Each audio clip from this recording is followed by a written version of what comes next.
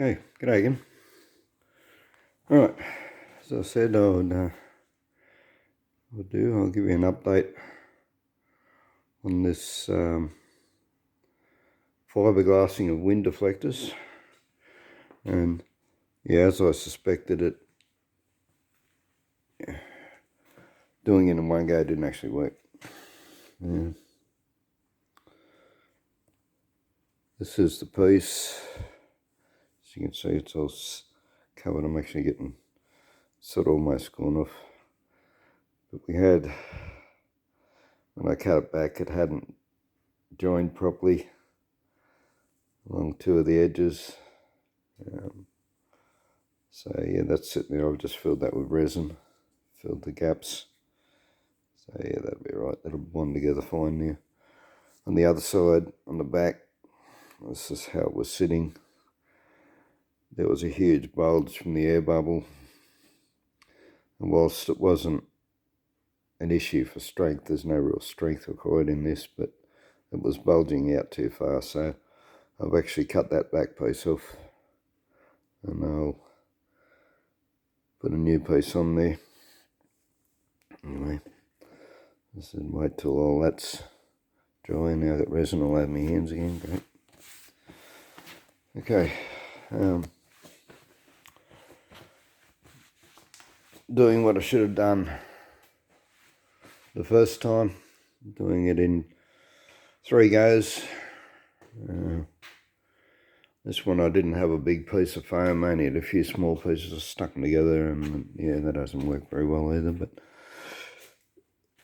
yeah, what I can do now, I'll finish shaping that with a bit of car putty. I'll just fill in the gaps and that'll be fine. And I'll get it, I'll probably, I don't know if I'll do it on the bike or not. Yeah, probably do it off the bike. But yeah, I'll do this one piece with it sitting upright.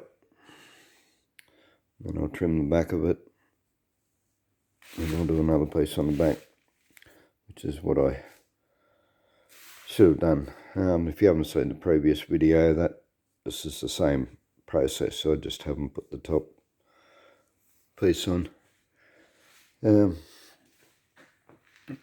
So yeah, but what I did want to mention was cutting fiberglass. I spoke about how I wasn't happy with the fairing that I'd made, and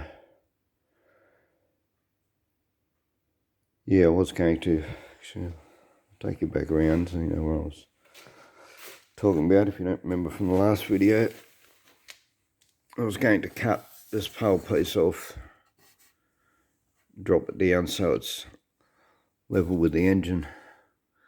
I'm thinking now that it's sort of wider here anyway. It's wider at the thing, and then it narrows in.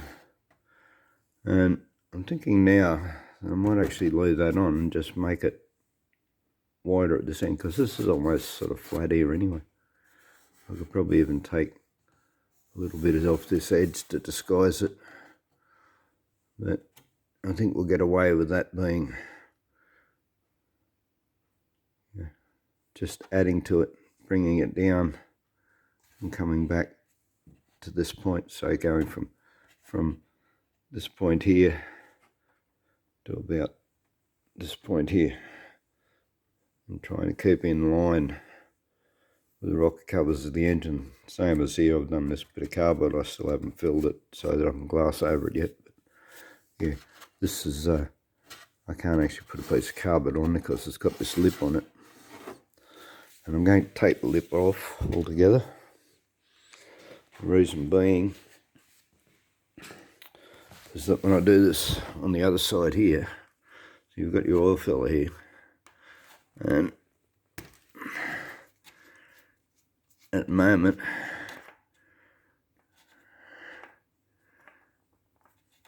yeah, this is how far it has to come up to remove it. So if I bring it down to here and put this lip back on it, I won't be able to get the oil cap off. But I'll leave it without the lip. I should get away with it. And if not, then I'll have to cut around in it, which I don't really want to do, but you've got to be able to get the oil, so yeah. So what I did want to do is I wanted to show you what to use for cutting. For years and years, I used to cut fiberglass with an angle grinder, or usually an air powered angle grinder if it's at a factory, and it'd have a diamond blade, and it would throw the dust absolutely everywhere. It'd be up all through the air and blowing around, and you'd have to cover yourself basically with a hazmat suit to stop it getting in there, and you'd have a mask. Mask and goggles and gloves, and you'd wrap yourself all up, and it'd just still get inside your clothes. And as I said, you basically need a hazmat suit to stop it getting on your skin. When it does get on your skin, not so much on your hands. Your hands will sort of, if you work regularly, your hands are fairly tough.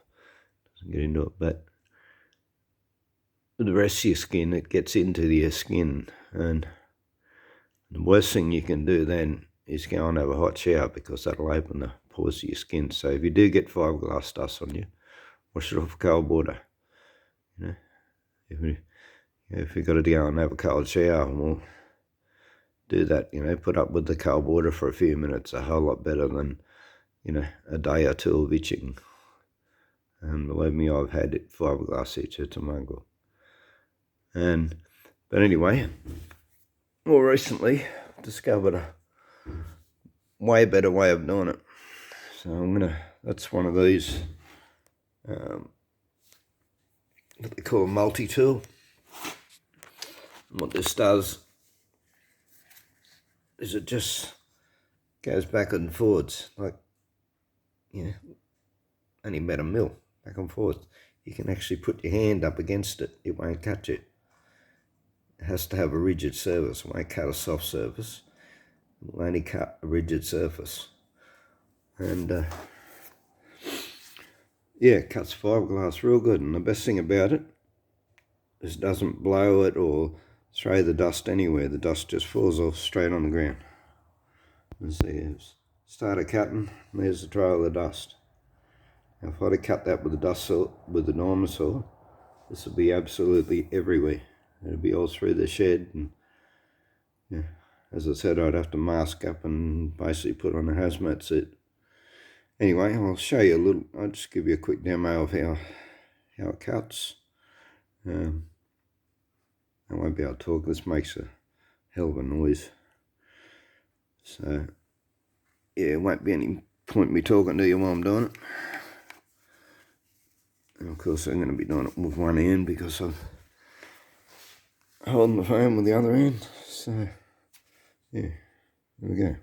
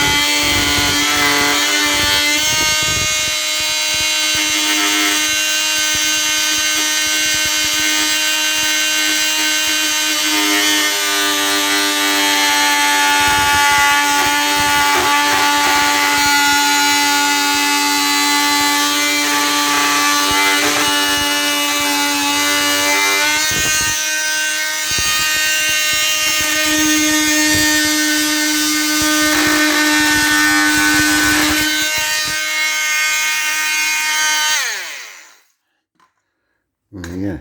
Oh, well, noisy thing. Gets hot too. That's the other issue. The thing I don't actually like about it, which is probably only this brand. Another brand probably wouldn't get hot, but yeah, it is what it is, and it's what I can afford. As you can see, That's all it does, just falls on the floor. Yeah. That's the hand I was holding it with. There isn't even any in my hand. It's brilliant. Okay, well, just a short video, and that's the main thing I wanted to show you is, there are better ways of cutting fiberglass than conventional ways, and yeah, if you can avoid using an angle grinder, do so. I've just cut, this is the glove box I made for the Volkswagen, and I made it off the old cardboard one, which was all busted and broken. And even though I waxed it, I painted the cardboard and the resin, and I waxed it and everything, it's still stuck severely. And I'd absolutely destroy the old cardboard thing to get it out, and you can see it all. And it's pulled the gel coat off, and there's a horrible mess in there that I've got to sand down now and paint. I was really hoping for a nice, that's why I put gel coat on it. I was hoping for a nice polished finish, but it didn't happen. But yeah, because I made it on the outside, it's actually too long, got the thickness of the cardboard either side, and yeah, so I've had to cut it down the centre and stick it back together with resin, and I will lay some glass over that. I won't pick it up because it still hasn't actually set properly yet, so I'll let that sit there for several hours, and maybe even till tomorrow. But yeah, I'm gonna have to grind or sand in each either side of where I've joined it now, and lay some matting over the top, because the resin itself, even though it's bonded, resin is brittle. Without the glass in it, it'll crack. And yeah, I could sand that off with with emery or grinder, but yeah, I'll wait till tomorrow. I'll do that outside so there's no mess to clean up, and hopefully I can get, I'll test the wind and try and get it so the wind's actually blowing the dust away from me when I do it. The reason you need to set it is fiberglass resin is a byproduct of oil, and there is still a sort of an amount of oil that is in the fiberglass, and when it sets, it comes to the surface. And if you go to lay glass straight over the surface, it won't bond to it. It'll bond to it, but not very well. While it's wet, you can keep laying layers of glass over it. Once it's dry, you have to sand it up. It's the same as paint. You've got to sand the surface, but all fiberglass is because you've got to get this oil residue off that comes to the surface to make a bond. Anyway, keep it short. As I said in the last video, I attempted to make that in one piece. And it's made, but yeah, I've had to fix it up, so should have done it in 3 pieces. I was thinking that before I started, that it may not work, and it didn't. So, but yeah, that way the finished product it'll still work. Just gotta alter it a little bit. Yeah. Okay. Thanks for watching. Bye.